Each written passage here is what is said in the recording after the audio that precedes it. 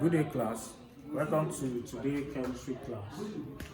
In today's chemistry class, we are going to be discussing water-Nernst equation. What did I say? Water-Nernst equation. Now, the last class we discussed how to calculate the EMF or the cell potential of a cell. And the simple formula we use to calculate it is your E cathode minus your E anode. In every question, you'll be given the standard cell potential of a cell. Then you have to calculate the EMF of the particular cell. Now, for instance, let me try to take it back a little bit. Let's assume you are given the standard reduction potential for zinc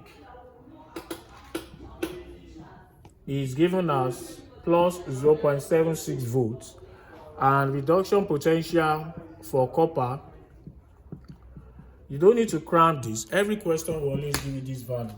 It is given as plus 0.34 volts. Okay, this is minus 0.76 volts. The last class, we have a table for all of them, so you don't need to cramp them.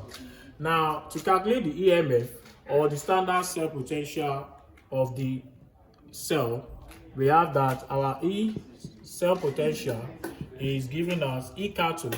From here, copper is below zinc in the electrochemical series, so is your cathode plus 0.34, then minus your zinc minus 0.76.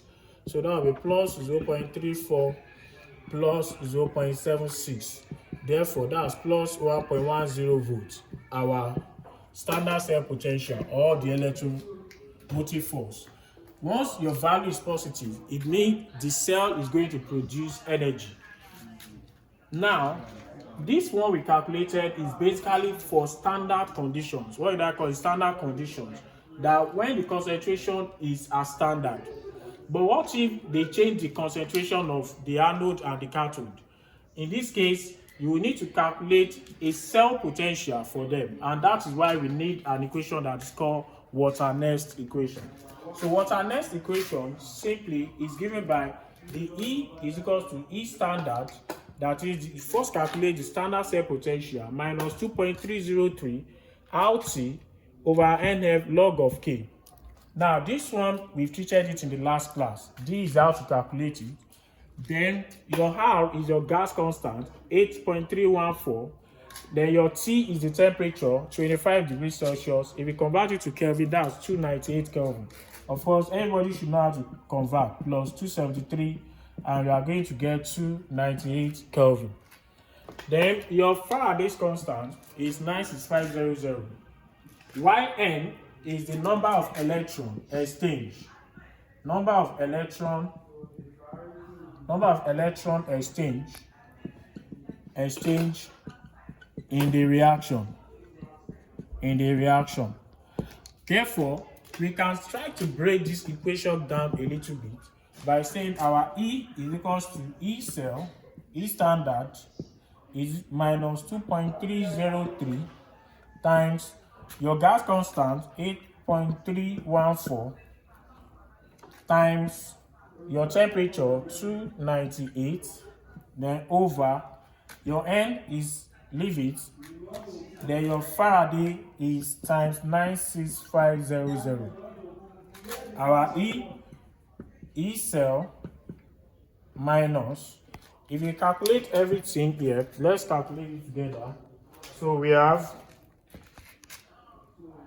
2.303 times 8.314 times 298 divided by 96500. So everything gives us minus 0.0591 over N log of K, equilibrium constant. So instead of trying to use this water-Nernst equation from this place, we can decide to shorten it to this by just saying to calculate our value, our E is equal to E cell minus 0.0591 over NF, now up simply 0.05 because 1 is simply insignificant, it's not up to 5 over N. Therefore, let's use this particular equation to calculate a particular question. So, let's, for example,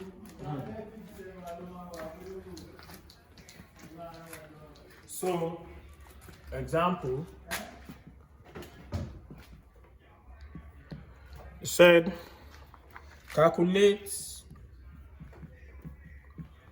the EMF of the cell zinc solid, zinc 2 plus, aqueous 0.1 molar,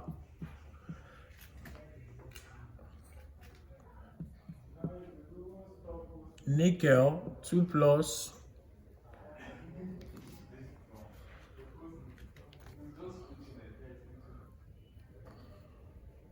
nickel 1 plus 1 molar nickel solid. Then given that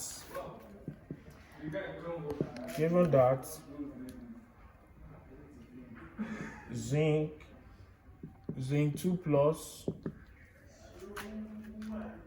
aqueous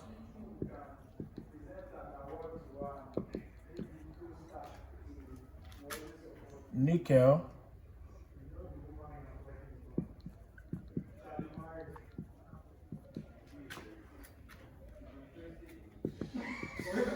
minus 0.25 volts. So let's attempt this. Now they say calculate the EMF of the cell. Zinc 2 plus 0.1 molar concentration, nickel 2 plus 1 molar concentration, nickel solid. Now of course the concentration are not the same. This zinc here is 0.1 molar. The nickel is 1 molar concentration. Therefore, we need to write the equation based on what we are given here first. Zinc is starting as zinc solid, while the reaction is starting from nickel as nickel 2 plus. So nickel 2 plus, aqueous. Then the end product is zinc is given as zinc 2 plus, aqueous. Then why it is ending as copper, as nickel here, nickel solid. What we need first, go back to our equation. Our E says E cell minus 0.0591 over NF log of K. Now the first thing we need to do, let's calculate our E cell. Let's calculate our K and then our what? Our N. Our E cell is given as what? E cathode minus E anode. What is our cathode? Before this side, double slash is the salt bridge. Anything before salt bridge is your anode. Anything after the salt bridge is your what? Is your cathode. Therefore, our E cathode is nickel, and the value for nickel they gave us as minus 0.25.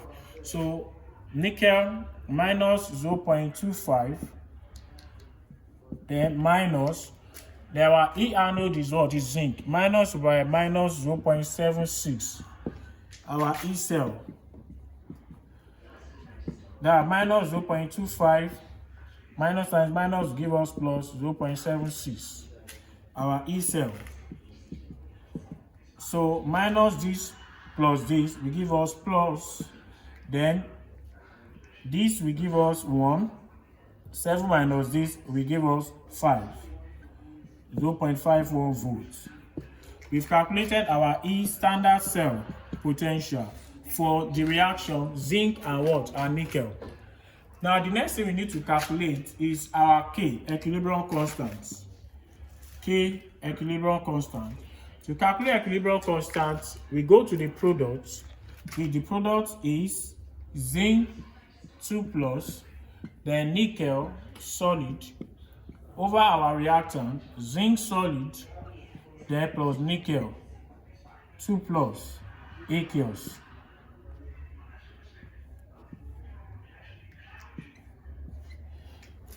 Anytime you are writing an equilibrium constant expression, the solid, the liquid, they don't appear because their molecules are not ionized. Therefore, this will go, this will go. We are left with zinc 2 plus over nickel 2 plus aqueous. Now, go back to the equation. What's the value they give us for zinc? Is 0.1 molar. Then put it there, 0.1 molar over. What's the value they gave us for nickel? They gave us 1 molar. Put it there, 1 molar concentration. Molar, we cancel molar. Our K equilibrium will be equal to 0.1 molar over 1. 0.1 molar over 1 is same thing as 0.1, which is 1 times 10 raised power minus 1, or 10 raised power minus 1. We've calculated our K. Then the last thing we need to calculate is our N. What is N? Our N is simply number of electrons that is exchanged. In this equation, this is zinc 2 plus, and this is nickel 2 plus. To discharge each of them, you will need 2 electrons based on Faraday's second law of electrolysis. Therefore, our N is equal to what? 2. Having said that, we can now input everything we've calculated. We've calculated our N to be equal to 2. Our E cell, we've calculated it to be equal to plus 0.51 volts. And then we've calculated our equilibrium constant KEQ to be equal to 10 raised power minus 1. Now we can input everything into Nernst equation. That our E is going to be, E cell is plus 0.51 minus 0.059 over, then our N is equal to 2, then log of our K is 10 raised power minus 1. Don't forget, K means log to base 10, so you can put your 10 here. So we have plus 0.51 minus 0.059 over 2 times, now log, this minus 1 will come to the bar, minus 1 log of 10 to base 10. Log 10 to base 10 is simply 1. So that will be our E. Our E will be equal to plus 0.51 minus times minus will give us plus, then 1 times this will give us 0.059 divided by 2. That E plus 0.51 plus 0.051 divided by 2. So you can do that. So 0.059 divided by 2, that's 0.0295. Then we can now add it to plus 0.51. That's plus 0.5395. That's to 2 decimal place plus 0.54 volts. And that is our E cell. You can see the calculation is a little bit different simply because of the concentration of this zinc, which is 0.1 molar, and the concentration of nickel, which is 1 molar. Anytime you have different concentration of the anode and the cathode, you are only to use Nernst equation. But once they do not give you different concentration, all what you need to just do to calculate your cell potential is your E is equal to E cathode minus E anode. Any question? Then in the absence of no question, assignment.